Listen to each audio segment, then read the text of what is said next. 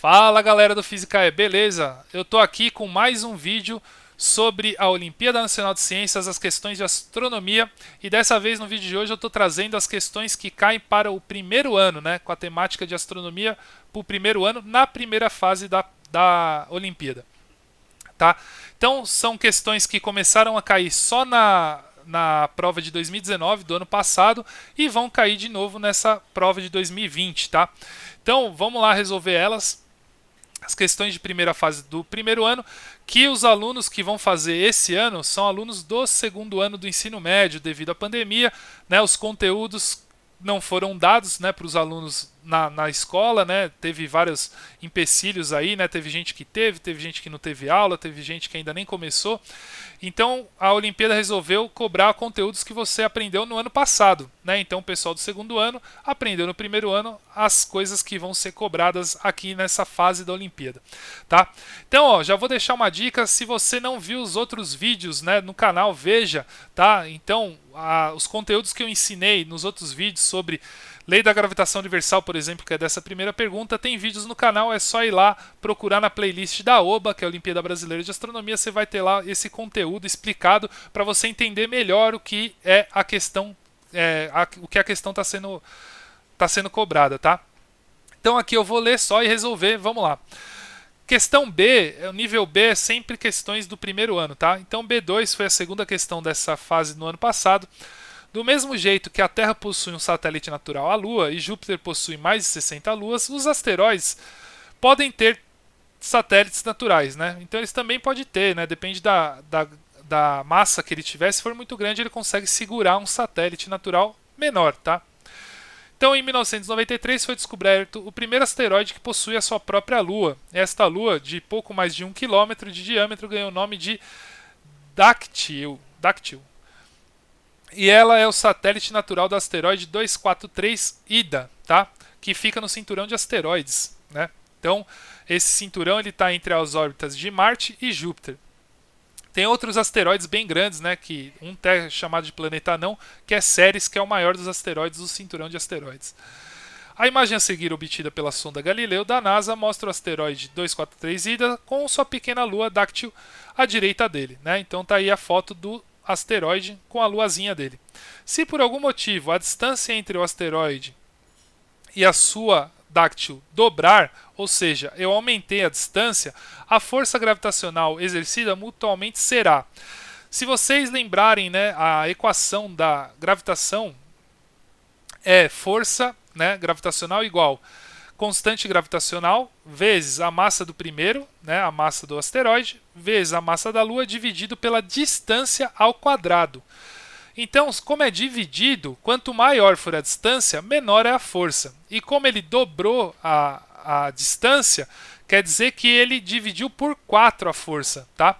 Então, a letra C é a letra certa, tá? 1/4 da força inicial. Então é assim, ó, como a distância é ao quadrado, né, dobrou a distância, é 2D. Quando eu elevo ao quadrado, fica 4D quadrado. E esse 4 está dividindo a intensidade total da força, tá? Então está dividindo ela por 4, ou seja, 1/4. Então, é só você lembrar da fórmula da lei da gravitação universal e fazer esse pensamento, né? A distância é inversamente proporcional, ou seja, quanto maior a distância, menor a força, e as massas são diretamente proporcionais. Quanto maior a massa, maior a força. Beleza? Então, quem não está manjando muito bem de lei da gravitação universal, entra lá e vê o vídeo que eu vou deixar aqui em algum lugar na tela para vocês clicarem. B3. O dinamarquês Tycho Brahe pode ser considerado o último grande astrônomo observacional, de uma época que não se utilizava telescópios na astronomia. Tycho fez extensivas observações das posições de planetas e estrelas com grande precisão, usando instrumentos fabricados por ele mesmo. Em 1600, um ano antes de sua morte, Tycho contratou para ajudá-lo a análise de dados sobre planetas um jovem e hábil matemático alemão chamado Johannes Kepler.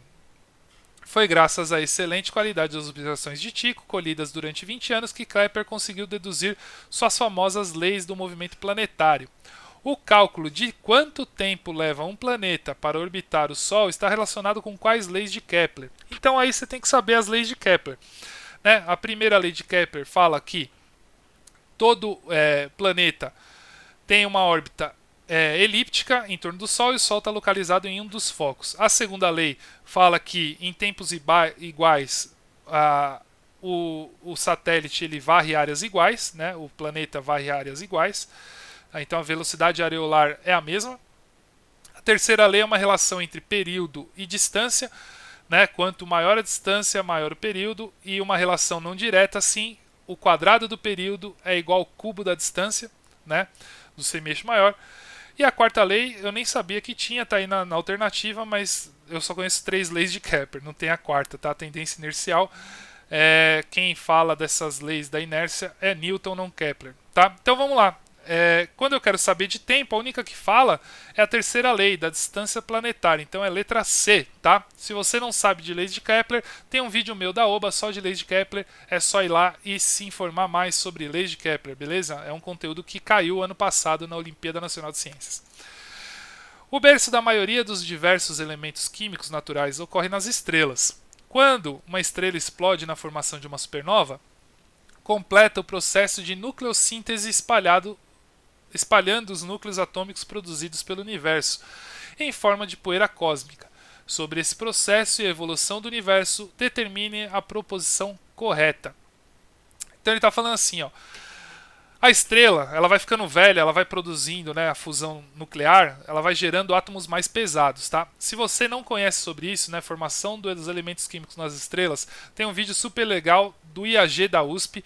Você coloca assim o Rock das Estrelas IAG no YouTube, Rock das Estrelas IAG no YouTube, você vai encontrar um videozinho, uma animação que vai mostrar como que surgiu o átomo de ferro, né? E ele vai explicar tudo sobre fusão e como se gera os átomos maiores, tá?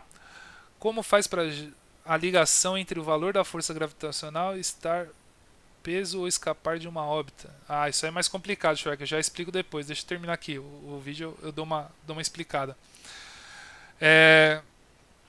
Como a gente faz a ligação entre o valor da força gravitacional e estar peso ou escapar da órbita? Eu acho que eu entendi sua questão. Bom, vamos lá. Qual é a forma correta? Os núcleos dos átomos de hidrogênio foram formados nas estrelas. Não!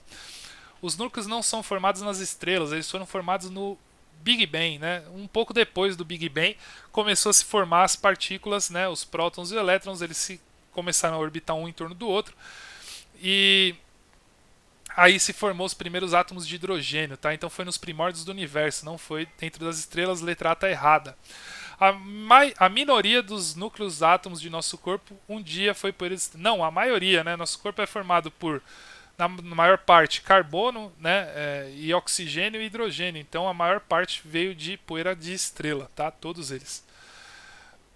Sem a gravidade não existiria a diversidade de elementos químicos naturais, pois as estrelas não seriam formadas. Está certa, letra C.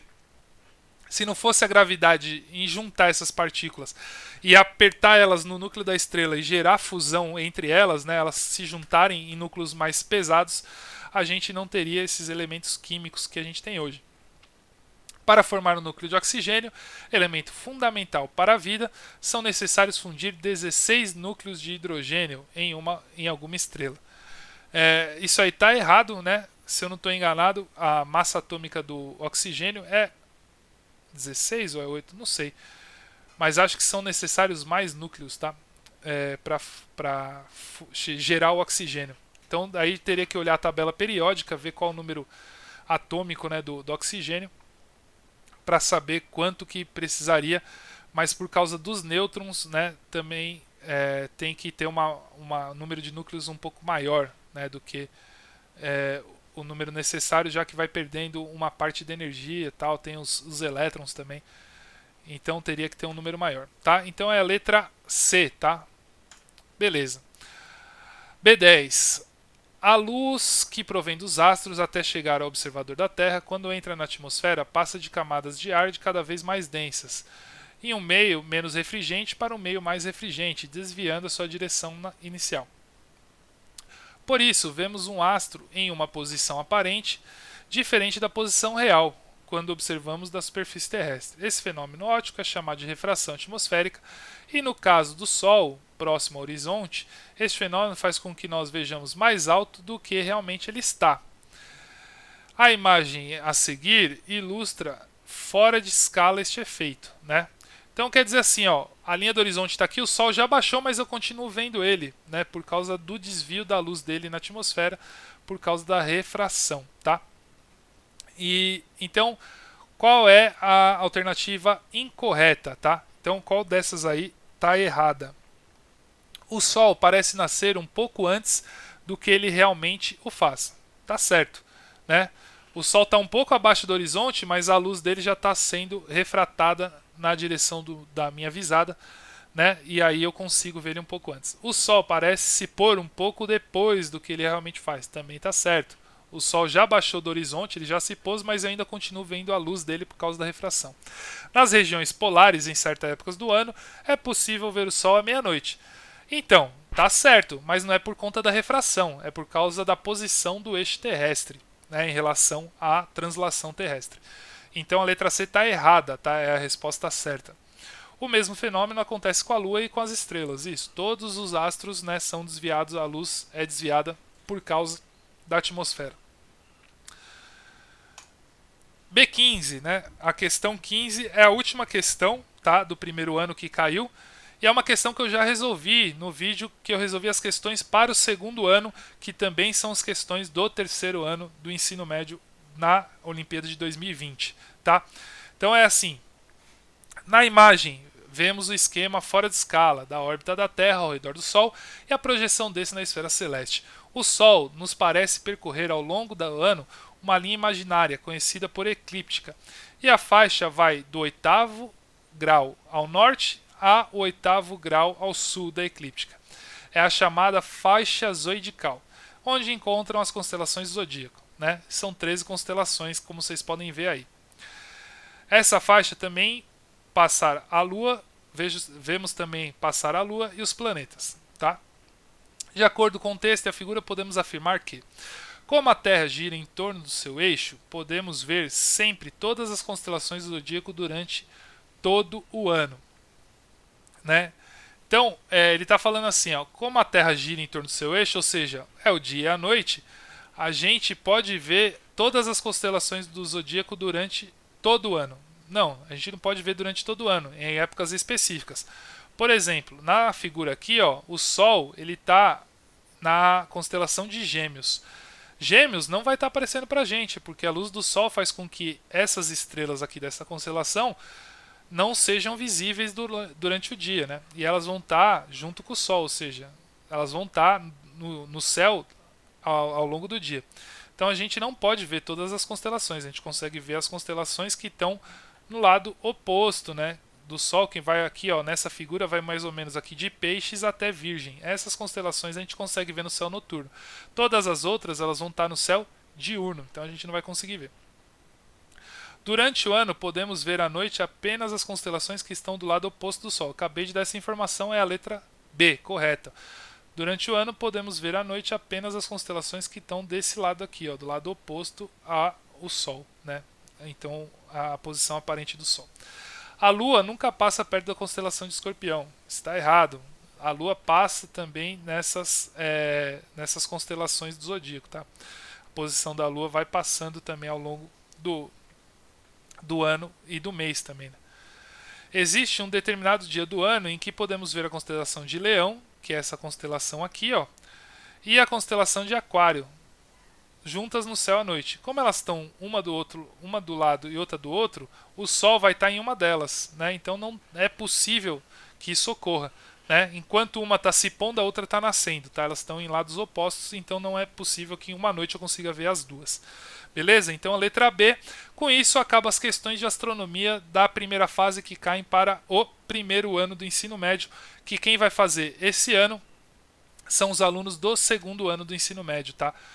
Então, espero que vocês tenham gostado do vídeo. Se gostou, se inscreva aqui no canal, deixa o sininho ativado para saber quando tem mais vídeos de astronomia e de física, né? E deixa o like aí para ajudar na divulgação e deixa o seu comentário. Se ficou alguma dúvida, eu respondo todos os comentários por enquanto no canal, beleza? Então até o próximo vídeo. Fui!